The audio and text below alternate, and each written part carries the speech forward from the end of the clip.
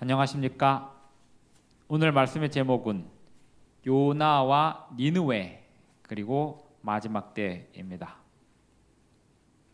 요나 이야기는 짧지만 매우 깊은 감동을 전달합니다. 요나에게서 우리는 주저하는 선지자, 하나님이 가라고 하시는 길로 가지 않으려고 버티는 선지자의 모습을 봅니다. 그를 보면서 우리 자신의 모습을 되돌아보기도 합니다. 요나 이야기는 미래 사건들에 대한 인상적인 암시들도 담고 있습니다. 성경 마태복음 12장 38절부터 42절까지 보겠습니다. 예수님께서 어떤 말씀으로 요나 이야기를 인용하셨고 어떤 교훈을 거기서 얻으라고 하셨는지 살펴보겠습니다. 마태복음 12장 38절부터 읽겠습니다. 그때 서기관과 바리새인 중 몇 사람이 말하되 선생님이여 우리에게 표적 보여주시기를 원하나이다. 예수께서 대답하여 이르시되 악하고 음란한 세대가 표적을 구하나 선지자 요나의 표적밖에는 보일 표적이 없느니라.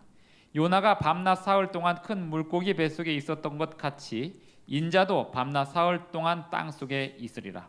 심판 때에 니느웨 사람들이 일어나 이 세대 사람을 정죄하리니 이는 그들이 요나의 전도를 듣고 회개하였음이거니와 요나보다 더 큰 이가 여기 있으며 심판 때에 남방 여왕이 일어나 이 세대 사람을 정죄하리니 이는 그가 솔로몬의 지혜로운 말을 들으려고 땅 끝에서 왔음이거니와 솔로몬보다 더 큰 이가 여기 있느니라. 솔로몬 때의 이야기와 요나 때의 이야기, 이 이야기들은 마지막 때를 위한 암시들을 담고 있다고 이야기합니다. 그리고 동시에 요나 이야기 속에는 예수님의 초림에 대한 이야기도 담고 있었습니다. 예수님은 요나보다 더 크신 분이라고 이야기합니다. 요나의 이야기를 듣고 니느웨 사람들이 회개했습니다. 그런데 더 크신 분 예수님께서 서기관들과 바리새인들 앞에 이야기하고 계시는데 그들은 회개하지 않고 있는 것입니다. 그러면서 마지막 때 니느웨 사람들이 그대들을 정죄할 것이다 라고 이야기합니다. 예수님은 잃어버린 자를 찾아 구원하러 이 땅에 오셨습니다.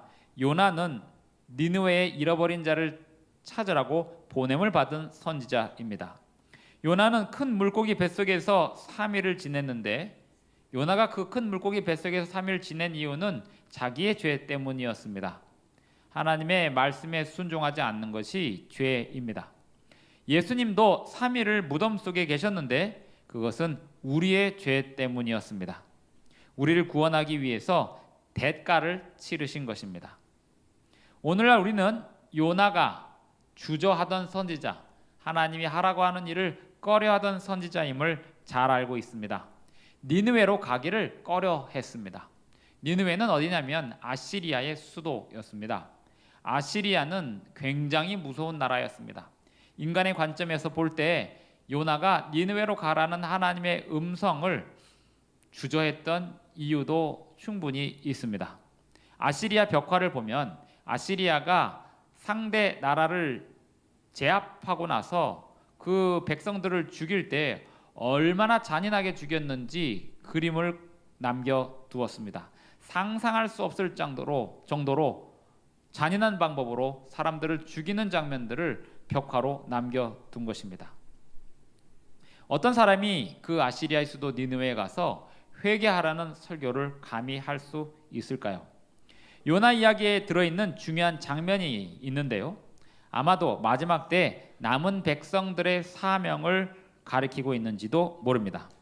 요나 이야기에는 요나가 배를 타고 다시스로 가는 중에 풍랑을 만나서 사람들에게 너가 누구냐라고 하는 질문을 받게 됩니다. 요나 1장 9절에 있는 말씀을 보겠습니다. 요나 1장 9절입니다. 그가 대답하되 나는 히브리 사람이요 바다와 육지를 지으신 하늘의 하나님 여호와를 경외하는 자로라. 이렇게 자기 자신을 소개합니다. 이 요나의 대답은 요한계시록에 나오는 첫째 천사의 기별과도 통합니다. 여기 보면 바다와 육지를 지으신 하늘의 하나님을 경외하는 자라라고 이야기하고 있는데요. 첫째 천사의 기별, 세 천사의 기별 중에 첫째 천사의 기별인 요한계시록 14장 7절에 있는 말씀에도 이 기별을 전하는 사람들이 창조주 하나님을 섬기는 사람들임을, 그리고 그들의 사명이 창조주 하나님을 세상에 증거하는 사람들임을 말해주고 있습니다. 또 보니 다른 천사가 공중에 날아가는데 땅에 거주하는 자들 곧 모든 민족과 종족과 방언과 백성에게 전할 영원한 복음을 가졌더라. 그가 큰 음성으로 이르되 하나님을 두려워하며 그에게 영광을 돌리라. 하나님을 두려워하며 그에게 영광을 돌리라. 이는 그의 심판의 시간이 이르렀음이니 하늘과 땅과 바다와 물들의 근원을 만드신 이를 경배하라 하더라. 물들의 근원을 만드신 이 그가 물에서 요나를 건져내시고 구원하시는 장면이 요나에 또 나오고 있습니다. 하나님이 창조주라는 사실을 배 안에 있는 사람들에게 요나는 선포합니다. 이 사실이 우리가 하나님을 예배하는 근본적인 이유입니다. 하나님이 창조하신 분이고 하늘과 땅과 물들의 근원을 만드신 분이라는 사실이 우리가 하나님을 예배하는 근본적인 이유인 것입니다. 뿐만 아니라 하나님은 당신의 뜻을 이행하는 백성들을 위하여 세상에 심판을 베푸십니다. 요나 이야기에서 바다 위 선원들이 바다가 잔잔케 된 이후에 하나님을 두려워하며 제물을 드리게 되는데, 그리고 서원을 하게 되는데 창조주이신 하나님을 두려워하고 경외하는 태도를 보이고 있습니다. 창조주 하나님께 드리는 예배는 마지막 날 사건들의 핵심 쟁점이 됩니다. 첫째 천사의 기별 또한 창조주 하나님을 경배하라라는 내용입니다. 창조주 하나님께 드리는 예배가 마지막 날 사건들의 핵심 쟁점임을 말하고 있는 것입니다. 이와 관련해서 우리는 영적 바벨론을 향해 이러한 기별을 전해야 하는 사람들입니다. 창조주 하나님을 경배하라는 기별은 동시에 바벨론을 향해 회개하라는 기별이 되기도 합니다. 영적 바벨론을 향한 이 기별은 인기 있는 기별은 되지 않을 것입니다. 인기가 없을 수밖에 없지만 전해야 할 기별입니다. 요한계시록 18장 4절을 보겠습니다. 또 내가 들으니 하늘로부터 다른 음성이 나서 이르되 내 백성아 거기서 나와 그의 죄에 참여하지 말고 그가 받을 재앙들을 받지 말라. 바벨론이 받을 재앙들이 있다. 거기서 나오라. 이 기별이 바벨론에 사는 사람들에게 인기 있는 기별이 될 수가 없습니다. 하지만 우리는 그 기별을 전해야 합니다. 이 기별은 아무리 친절한 방법으로 전한다 하더라도 바벨론에서 환영을 받을 수가 없을 것입니다. 요나가 니느웨에 가서 환영을 받기를 전혀 기대할 수 없었던 것처럼 하나님의 백성들이 바벨론에 복음을 전할 때도 역시 환영받기를 기대할 수 없는 상태에서 창조주 하나님을 경배하러 들어가는 것입니다. 우리 중 누가 이 부정적이거나 적대적인 반응 없이 증거를 할 수 있을까요? 복음 사역에 당연한 반응들이 있더라도 우리는 창조주 하나님의 기별, 전하라고 하시는 그 기별을 전해야 합니다. 요나는 니느웨 사람들을 위한 특별한 기별을 전했습니다. 요나서 3장을 읽어보겠습니다.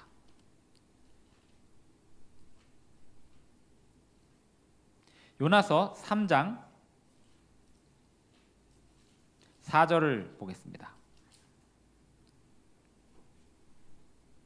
요나가 그 성읍에 들어가서 하루 동안 다니며 외쳐 이르되 40일이 지나면 니느웨가 무너지리라 하였더니 기별은 분명했습니다. 그 도시는 멸망할 운명이었습니다.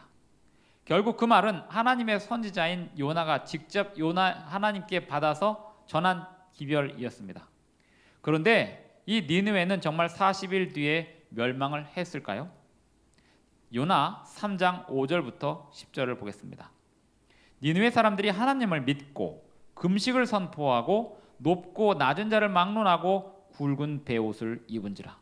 그 일이 니느웨 왕에게 들리매 왕이 보좌에서 일어나 왕복을 벗고 굵은 베옷을 입고 제 위에 앉으니라.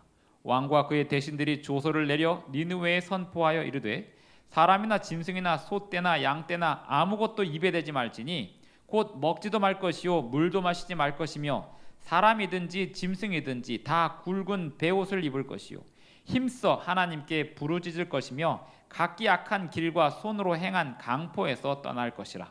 하나님이 뜻을 돌이키시고 그 진노를 그치사 우리가 멸망하지 않게 하시리라. 그렇지 않을 줄을 누가 알겠느냐 한지라.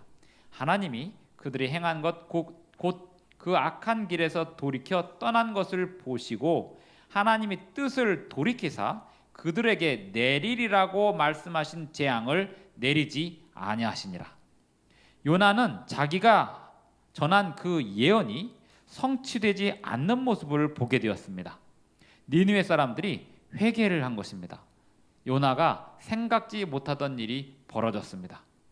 니느웨는 그 예언된 운명을 피하게 되었습니다. 적어도 얼마 동안은 그랬습니다. 선지자와 왕 271쪽의 글을 보겠습니다.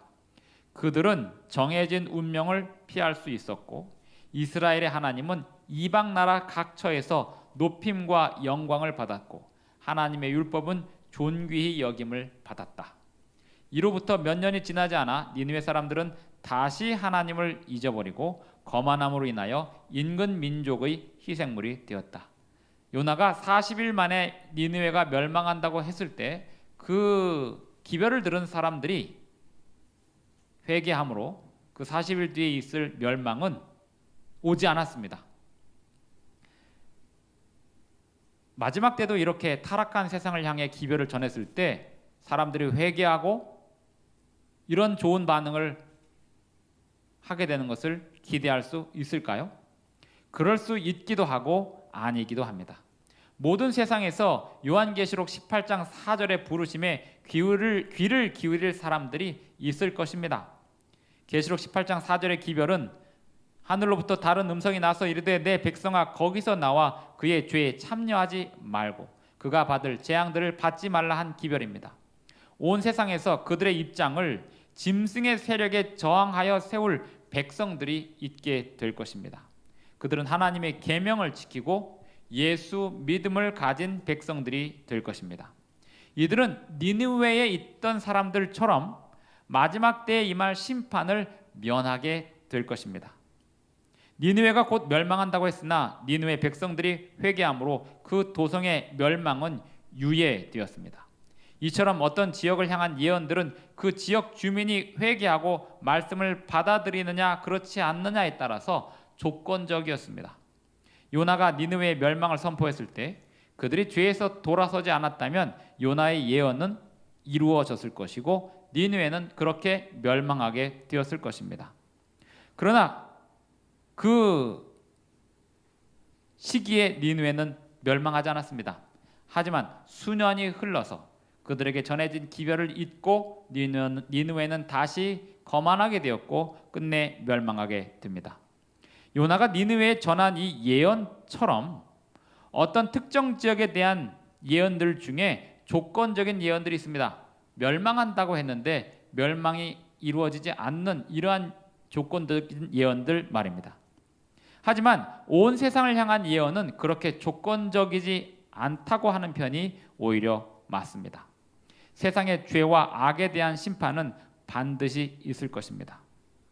세상의 반응은 마치 정해져 있기라도 한 것처럼 기별을 받아들이지 않고 악으로 흘러갑니다. 마치 니느웨가 그 시대에는 그 시기 요나가 갔던 그 시기에는 기별을 받아들이고 회개했지만 곧 얼마 안 가서 다시 교만하게 되고 악의 조수를 막을 수 없게 되고 죄악의 잔이 차서 그 성이 멸망했던 것처럼 하나님의 기별을 받아들고 겸손히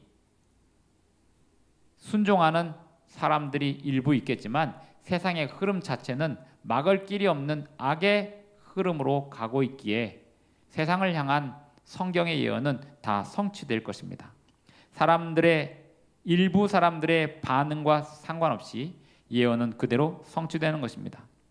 인류를 구원하시려는 하나님의 계획에 따른 예언은 조건적이지 않고 무조건적으로 반드시 성취됩니다. 예수님의 초림이 성취되었던 것처럼 예수 그리스도의 재림도 반드시 성취될 것입니다.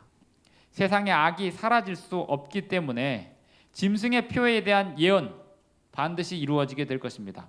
대재앙 예언 반드시 이루어지게 될 것입니다. 마지막 때의 박해 반드시 일어날 것이고 그와 관련된 예언들은 반드시 다 성취될 것입니다. 사람들은 선택을 해야 합니다. 최후의 사건들이 전개될 때 어느 편에 서게 될지 각자 선택을 해야 합니다. 성경에 예언된 모든 재난들, 모든 징조들은 다 이루어질 것이고 그 가운데 어떤 사람들은 하나님을 믿게 될 것이고 어떤 사람들은 그러면 그럴수록 국가 권력, 힘 있는 권력에 자신을 의지한 채 우상을 숭배하며 살아가다가 짐승의 표를 받게 될 것입니다.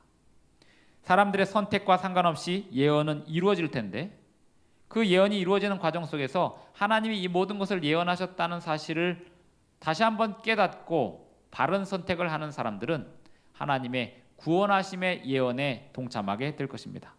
최후의 사건들이 전개될 때 어느 편에 서 있을지 우리는 지금 결정해야만 합니다. 세상 끝에 관한 예언은 반드시 성취되기 때문입니다. 예수님은 반드시 오십니다. 예수님은 세상을 구원하러 오실 것입니다. 그리고 예수님은 자기를 찾는 자들에게 상을 주시는 분이시라고 성경에 말씀하신 대로 그 상을 반드시 주실 것입니다. 우리가 그때 예수님께 상을 받는 존재들이 될지 아니면 심판을 받는 존재들이 될지에 대하여는 오늘 우리가 선택해야 하겠습니다. 오늘 말씀의 제목은 바벨론 멸망과 고레스 대왕입니다. 성경 본문은 다니엘서 5장입니다. 다니엘서는 바벨론의 멸망을 다루고 있습니다. 이 바벨론이 멸망하기 전에 아시리아란 나라가 있었는데 그 아시리아의 수도 니느웨는 요나가 기별을 전했을 때 회개했지만 곧 다시 범죄로 돌아섬으로 멸망하게 됩니다. 니느웨를 멸망시킨 나라는 메대와 바벨론의 연합군이었습니다. 니느웨를 멸망시킨 그 군대의 지도자는 느부갓네살의 아버지였습니다.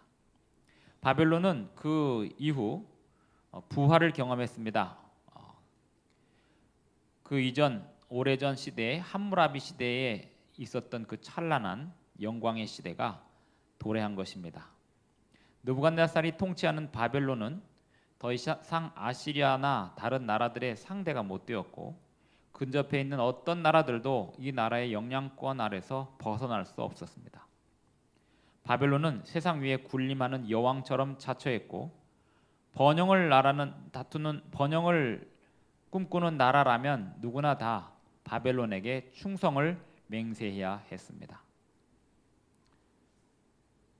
그런 반면에 느부갓네살은 4장에 보면 죽기 전에 성도가 됩니다. 하나님을 믿는 성도가 되고 하나님이 온 세상의 진정한 통치자이심을 인정했습니다. 바벨론의 부흥은 느부갓네살의 시대에 찬란하게 꽃 피었고 느부갓네살은 마지막에 성도로서 그의 생애의 마지막을 끝내게 된 것입니다. 다니엘서에 나오는 다음 이야기는 그의 후임이자 대리 통치자였던 벨사살에 관한 이야기입니다. 5장 1절을 보시겠습니다. 벨사살 왕이 그의 귀족 1000명을 위하여 큰 잔치를 베풀고 그 1000명 앞에서 술을 마시니라. 이 술을 마신다는 것은 불길한 예감을 던지고 있습니다. 이 5장에 어떤 영적 교훈이 있는지 그리고 벨사살은 어떻게 무너지는지 5장에서 살펴보아야 하는데 술을 마시는 것이 그 멸망의 시작이었습니다. 1절부터 계속해서 6절까지 한번 읽어보겠습니다. 2절 벨사살이 술을 마실 때에 명하여 그의 부친 느부갓네살이 예루살렘 성전에서 탈취하여 온 금, 은 그릇을 가져오라고 명하였으니 이는 왕과 귀족들과 왕후들과 후궁들이 다 그것으로 마시려 함이었더라. 이에 예루살렘 하나님의 전 성소 중에서 탈취하여 온 금 그릇을 가져오매 왕이 그 귀족들과 왕후들과 후궁들과 더불어 그것으로 마시더라. 그들이 술을 마시고는 그 금, 은, 구리, 쇠, 나무, 돌로 만든 신들을 찬양하니라. 그때에 사람의 손가락들이 나타나서 왕궁 촛대 맞은편 석회벽에 글자를 쓰는데 왕의 그 글자 쓰는 손가락을 본지라. 이에 왕의 즐기던 얼굴빛이 변하고 그 생각이 번민하여 넓적다리 마디가 녹는 듯하고 그의 무릎이 서로 부딪힌지라. 바벨론의 심판을 선언하는 글자를 본 것입니다. 다니엘 5장에서 아마도 가장 슬프고 비극적인 부분이 있다면 5장 22절일 것입니다. 22절을 보시면 벨사사리여 왕은 그의 아들이 되어서 이것을 다 알고도 아직도 마음을 낮추지 아니하였습니다. 벨사살은 느부갓네살 왕이 마지막에 어떤 인생을 살았는지 그리고 과거에 어떤 인생을 살았는지 보았고 느부갓네살을 통하여 하나님이 살아계시는 그 역사를 보았을 것입니다. 비록 어린 나이였지만 그 선왕 때의 왕의 영광과 추락과 회복을 기록으로 그리고 구전으로 그리고 소문으로 충분히 들었고 느부갓네살 왕이 하나님의 백성들과의 관계 속에서 어떤 역사를 경험했는지 이미 들을 만큼 들었기 때문에 지식적으로는 충분히 하나님을 알 수 있는 기회가 있었던 것입니다. 다니엘은 벨사살 왕에게 다 알고도 마음을 낮추지 않았습니다 라고 선포하고 있는 것입니다. 느부갓네살 왕이 금신상을 세웠던 것처럼 벨사살은 하나님의 예언을 이루지 않기 위하여 안간힘을 썼습니다. 느부갓네살이 금신상을 세웠던 것은 바벨론이 언젠가 멸망할 것이라는 그 예언을 부정하기 위함이었던 것이고 벨사살이 금은 그릇들, 특별히 예루살렘에서 가져온 금은 그릇들을 가지고 술을 따라 마신 것은 예루살렘 그리고 그 예루살렘의 하나님은 언제까지나 바벨론의 발밑에 있어야 한다고 하는 것을 강조하기 위해서 시도했던 것입니다. 바벨론의 종말을 예언하신 하나님보다 바벨론이 우위에 있다는 점을 내세우려고 감히 성전에서 가져온 그릇들에 술을 따라 마시고 있었던 것입니다. 완전한 반항이었습니다. 벨사살은 하나님에 대해서 그리고 하나님에 대해서 어렸을 때부터 젊었을 때부터 충분히 알 수 있었고 증거들을 가지고 있지만 그 모든 걸 무시하고 하나님께 반항하고 있었습니다. 이론적으로 진리를 알고 있었으나 벨사살의 마음은 결코 그 하나님 앞에 낮출 의도가 없었습니다. 이 마지막 때가 되면 마지막 위기가 도래하게 되는데 사람들은 진리들을 알 기회들을 얻게 됩니다. 머리로 충분히 이해할 수 있는 상황들이 벌어집니다. 그때 어떤 결정을 하느냐는 벨사살처럼 그 마음에 달려 있는 것입니다. 짐승의 표에 대한 이야기를 사람들은 듣게 될 것이고 그 역사가 예언이 역사가 될 때 이것이 성경이 예언했던 그것이었구나라고 하는 것을 알게 되겠지만 마음으로 받아들이는 것은 그들의 선택에 따라서 달리하게 될 것입니다.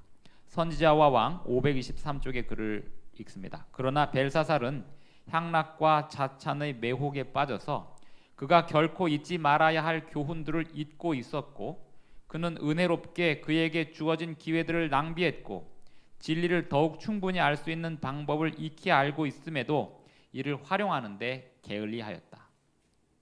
느부갓네살이 말할 수 없는 고통과 굴욕의 값을 치르고 마침내 얻었던 그것을 벨사살은 냉담하게 지나쳤다라고 기록하고 있습니다. 바벨론 제국의 강점 중 하나는 유프라테스 강물이었습니다. 이 유프라테스 강물이 성벽 아래로 흘렀는데 이것은 성을 보호하는 기능을 했고 성에 물을 부족함 없이 공급하는 기능을 했습니다.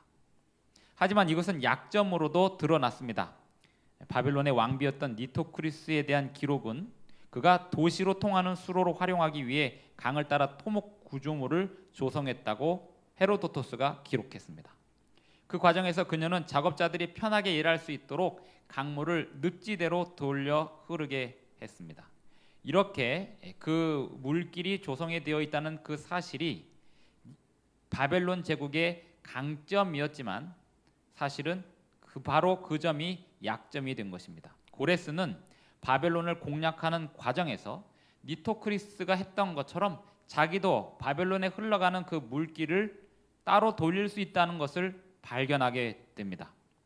그래서 그 방법을 써서 물길을 돌림으로 강물의 수위가 낮아지게 되고 그 물길을 따라서 성 안으로 들어갈 수 있었습니다. 어렵지 않게 아주 쉽게 성벽 안으로 들어갈 수 있었고 무방비 상태의 바벨론을 하룻밤 사이에 공략할 수 있었던 것입니다. 헤로도토스는 이렇게 기록을 남깁니다. 바벨론 중심부에 살던 사람들은 교회 지역이 함락된 줄도 몰랐다. 그때는 축제 기간이었고 모든 이들이 춤을 추고 향락에 빠져 있었기 때문이다.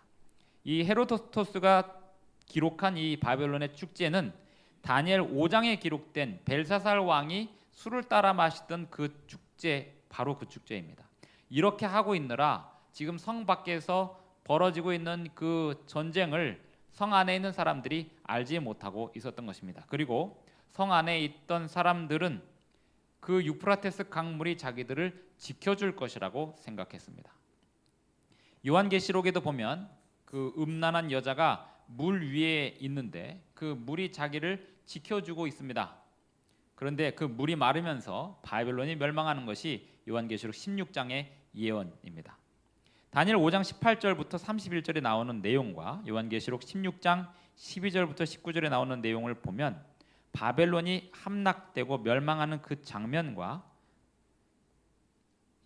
요한계시록에서 나오는 영적 바벨론이 멸망하는 그 장면이 서로 평행되고 있습니다. 요한계시록 16장 12절부터 19절까지 보겠습니다.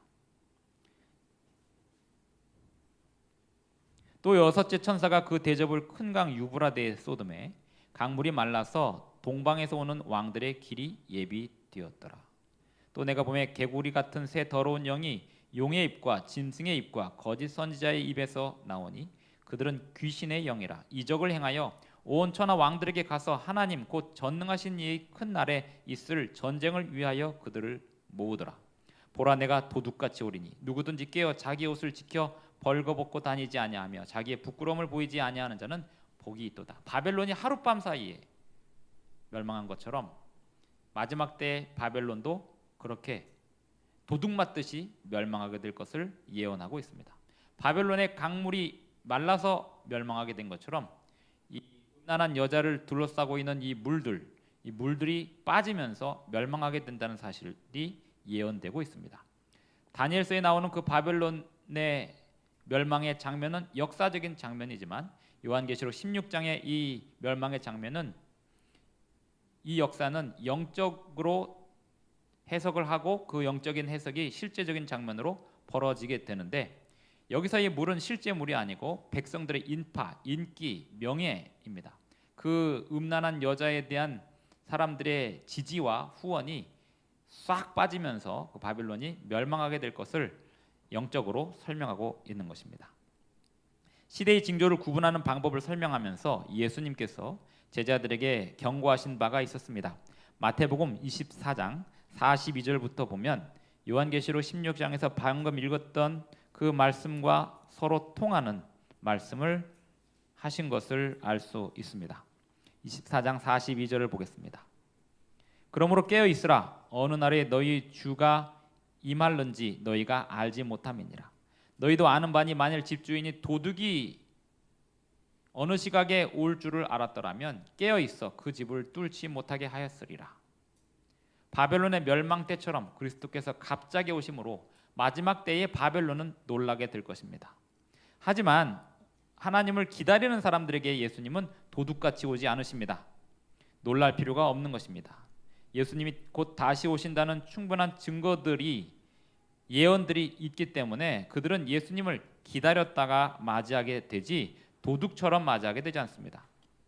세상도 하나님이 예언하신 사실을 몰랐기 때문에 놀라게 되는 건 아닙니다. 세상도 역시 하나님이 예언하신 바를 알고 있었지만 들었지만 그것을 믿지 않기로 선택했기 때문에 예수님의 오심에 놀라게 될 것입니다. 바벨론의 벨사살 왕은 예수님에 대하여 모르는 바가 아니었습니다. 느부갓네살은 직접 예수님을 그 풀무불에서 보기도 했던 왕이기 때문에 그 왕들의 역사는 그 후임 왕들에게 그대로 기록으로 전달이 되고 구전으로 전달이 되기 때문에 모를 리가 없었는데 믿지 않았던 것입니다. 자기의 선왕 때 경험했던 그 예수님의 역사를 들었지만 믿지 않았던 벨사살은 마치 도둑 맞듯이 나라를 빼앗기게 됩니다. 요한계시록 16장 15절에도 보라 내가 도둑같이 오리니 누구든지 깨어 자기 옷을 지켜 벌거벗고 다니지 아니하며 자기의 부끄러움을 보이지 아니하는 자는 복이 있도다라고 말씀하고 있습니다. 이 말씀의 의미를 해석하면 믿음과 품성에서 견고하게 남아 있으며 전적으로 하나님께 충성하고 있어야 부끄러움을 당하지 않는다는 것입니다. 교회 증언 9권 110쪽의 글을 보겠습니다. 하나님은 바알에게 무릎 꿇지 않은 수많은 사람들을 갖고 계신다. 타락한 교회들 안에 하나님을 두려워하는 남녀들이 있다. 그렇지 않다면 무너졌도다 큰 성 바벨론이여 내 백성아 거기서 나오라고 증거할 기별이 우리에게 주어지지 않았을 것이다. 마음이 정직한 많은 사람이 하늘에서 나오는 생명의 호흡을 붙들고 있다. 그들은 복음이 하나님의 말씀에 제시된 대로 아름답고 단순하게 주어질 때 그것을 깨달을 것이다. 고레스가 바벨론을 함락시킨 이 사건은 하나님의 백성들에게는 포로기가 끝남을 상징했습니다. 페르시아는 유대인들을 약속의 땅으로 돌아가게 했고 성전을 재건하도록 했습니다. 고레스의 통치하에 페르시아 제국은 역사상 가장 큰 제국이 되었습니다. 역사가 톰 홀랜드는 이렇게 기록했습니다. 당시 인류가 목격한 가장 광대한 영토의 통합지였다. 이때 일어난 일들이 에스라, 느헤미야 그리고 에스더의 역사입니다. 페르시아의 관습에서 고레스는 대왕 또는 왕들의 왕이라고 불렸습니다. 고레스는 그리스도께서 다시 오실 때 일어날 일을 예표하는 인물입니다. 고레스는 실제로 동방에서 와서 바벨론을 쳤고 또 마태복음 24장에도 동방에서 오시는 예수님을 묘사하고 있습니다. 바벨론과 싸워서 이기고 마침내 백성들을 바벨론에서 끄집어내어 약속의 땅으로 돌아가게 합니다. 이 부분이 성경에서 고레스를 그의 기름 부음을 받은 자라고 언급한 이유가 됩니다. 이사야 45장 1절을 보겠습니다. 이사야 45장 1절입니다. 여호와께서 그의 기름 부음을 받은 고레스, 히브리어로 읽으면 메시아입니다. 메시아 고레스에게 이같이 말씀하시되, 그러니 고레스는 기름 부음 받으신 메시아를 상징하는 인물이었습니다. 여기서 흥미로운 점은 고레스는 하나님을 믿는 성도는 아닙니다. 그리고 끝까지 그는 그냥 고레스 페르시아의 황제일 뿐입니다. 하지만 그가 예수님을 예표하는 역할을 했다는 사실이 우리에게 큰 교훈을 주고 있는 것입니다. 고레스가 유대에만 이렇게 성전을 재건하도록 한 게 아니라 당시 자신의 치하에 있는 모든 나라들을 가서 니네 성전 세워라 이렇게 했던 인물입니다. 그는 종교의 자유를 인정했을 뿐 하나님을 인정했기 때문에 유대인들에게 그렇게 선하게 했던 것은 아니었습니다. 그냥 불완전한 인물이었지만 그가 한 일들이 하나님의 도구로 쓰인 것입니다.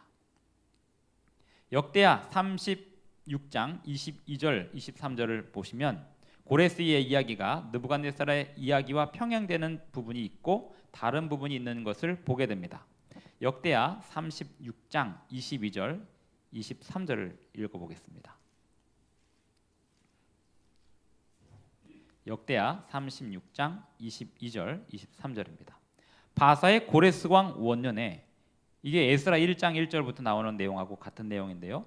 여호와께서 예레미야의 입으로 하신 말씀을 이루시려고 여호와께서 바사의 고레스 왕의 마음을 감동시키심에 그가 온 나라에 공포도 하고 조서도 내려 이르되, 바사 왕 고레스가 이같이 말하노니 하늘의 신 여호와께서 세상 만국을 내게 주셨고 나에게 명령하여 유다 예루살렘에 성전을 건축하라 하셨나니 너희 중에 그의 백성 된 자는 다 올라갈지어다. 너희 하나님 여호와께서 함께 하시기를 원하노라 하였더라.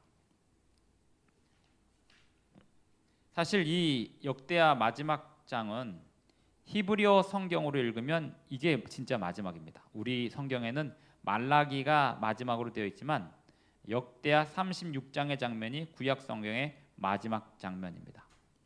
구약 성경은 고레스가 이스라엘 백성들에게 명령을 선포하는, 성전을 건축하라는 명령을 하는 것으로 마칩니다. 그리고 신약 성경 마태복음에서는 실제 메시아인 예수님이 탄생하는 것으로 시작되고 있습니다. 그렇게 연결이 되는데요. 고레스의 칙령이 마지막 순서였고 그 다음에 이어지는 예수님의 탄생이 자연스럽게 이어지는 것이 고레스와 예수 그리스도로 이어지는 이야기입니다. 고레스는 지상 성전을 재건하게 했고 예수님은 하늘 성소에서 하실 그분의 사역을 계시하셨습니다. 하나님의 백성들을 해방시키기 위해서 이 땅에 다시 오실 예수님을 성경은 설명하기 위하여 고레스라고 하는 인물이 한 행동 속에서 예표에 보이신 것입니다. 고레스는 방금 전에도 말씀드렸지만 그리스도를 완전하게 대표하는 인물은 아닙니다. 요나도 예수님을 표상하는 인물이었지만 그의 표상은 완전한 표상이 아니었습니다. 그는 자기 죄 때문에 3일 동안 물고기 뱃속에 있었던 것이고 예수님은 우리의 죄를 위해서 땅속에 계셨던 것처럼 고레스도 그저 정치적인 입장에서 정치적인 명령을 했을 뿐인데 그 명령이 하나님에 의해 귀하게 쓰임으로 예수님을 표상하는 역할로 쓰이게 된 것입니다. 하나님은 어떤 인물도 그렇게 쓰실 수 있습니다.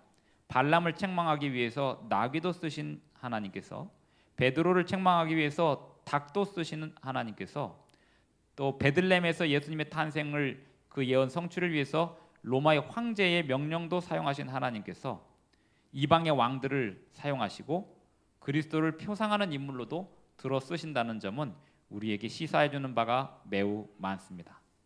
우리는 이 세상의 왕들이나 정치가들의 하는 일에 일희일비할 필요가 없다는 사실과 하나님이 그 어떤 정치가들이나 어떤 왕들도 당신의 백성들의 편리를 위해 언제든 들어서 사용할 수 있다는 사실, 더 나아가서 예수님을 표상하는 역할도 언제든지 하나님의 섭리 속에서 가능하다는 것을 우리가 생각한다면 우리가 믿고 의지할 대상은 이 세상의 왕들이 아니고 하나님이라는 사실을 기억해야 하겠습니다. 선지자와 왕 557쪽의 글을 보겠습니다. 하나님은 다니엘이 사자굴에서 구원받은 사실이 고레스 대왕의 마음에 좋은 인상을 주도록 하셨다. 선견 지명의 능력이 있는 정치가로서 하나님의 사람의 훌륭한 특성이 바사의 통치자로 하여금 특별한 존경심을 나타내고 그의 판단을 높이게 하였다. 그리고 하나님이 예루살렘의 성전을 재건하게 하리라고 말씀하신 바로 그때 하나님은 고레스로 하여금 다니엘이 잘 알고 있던 자신에 관한 예언을 깨닫고 그의 대리자로서 유다 백성에게 자유를 허락하도록 감동시키셨다. 다니엘 5장에 보면 그 바벨론이 그 하룻밤 사이에 멸망하는데요. 그 멸망하는 그때 다니엘은 그 나라의 세 번째 치리자가 되어 있었습니다. 사실은 다니엘은 그때 세 번째 치리자가 되어 있는 상태에서 바벨론이 멸망했기 때문에 페르시아 군대의 표적이 되어야 했습니다. 그 나라의 세 번째 치리자이니까요. 근데 고레스가 들어와서 다니엘은 살아남습니다. 전설에 의하면 다니엘은 고레스에게 이사야서의 예언을 보여줬다고 합니다. 당신이 우리가 태어나기도 전부터 하나님이 예언하신 그 인물입니다 하고 이사야 45장 1절에 예언을 보여줬고 고레스가 황제가 된 다음에 자신에 대한 예언을 깨닫고 에스라 1장에 그 명령을 내리기까지 되었다는 것입니다. 그럼에도 불구하고 고레스는 마지막에 벨사살처럼 하나님을 따르다 죽었다고 하는 그런 기록은 없고 오히려 역사 속에서 고레스가 행한 많은 일들은 그가 하나님과 상관없이 살았다는 사실을 역사가들은 충분히 기록을 해두고 있습니다. 느부갓네살은 매우 포악한 왕이었지만 하나님을 영접했고 벨사살은 지식이 있었고 고레스는 자신에 대한 예언까지도 성경에 있었으나 하나님에 대하여 자신의 마음을 온전히 내려놓은 것 같지는 않았습니다. 우리는 오늘날 지식이 부족해서 하나님을 잘 못 섬기는 게 아닙니다. 우리는 하나님께 우리의 마음을 내려놓지 않기 때문에 하나님에 대한 지식이 작동하고 있지 않는 것입니다. 하나님에 대한 지식, 성경 말씀에 대한 지식이 우리의 삶에서 역사하려면 느부갓네살이 마지막에 하나님께 고백한 것처럼 우리도 하나님께 우리의 모든 존재의 주인이 하나님이심을 고백하며 우리의 죄를 자백하며 살아야 하겠습니다. 이 세상의 모든 이미지와 사상들은 예수님의 다시 오실 날을 위하여 사용되고 있습니다. 우리는 그 이미지와 사상들을 보면서 해야 할 일이 있다면 오늘도 우리의 죄를 주님 앞에 자복하는 것입니다. 우리의 느낌이 죄가 아닙니다. 하나님의 말씀에 순종하지 않은 그 모든 사항들, 하나님은 오늘도 우리에게 뜻을 내려주셨는데 우리는 그 뜻을 받들어 섬기며 살았는지에 대한 자복과 회개가 있어야 하겠습니다. 단 하루도 하나님께 대한 자복과 회개 없이 잠자리에 드는 것처럼 무서운 일이 또 있을까요? 오늘 밤에도 주님 앞에 우리의 모든 죄를 자복하고 주님 안에서 참된 안식을 누리시며 예수님의 다시 오심을 기다리는 저와 여러분이 되기를 바랍니다. 기도하시겠습니다. 하늘에 계신 우리 아버지, 오늘도 주님의 말씀으로 교훈하여 주시오니 감사합니다. 주님의 뜻을 온전히 받들어 섬기며 그것을 다 이루지 못하는 우리의 죄들을 날마다 주님께 자복하며 회개하고 주님께서 주시는 새로운 힘으로 살아가게 하여 주시옵소서. 예수님의 이름으로 기도합니다. 아멘. 감사합니다. 내일 안식일 또 뵙겠습니다.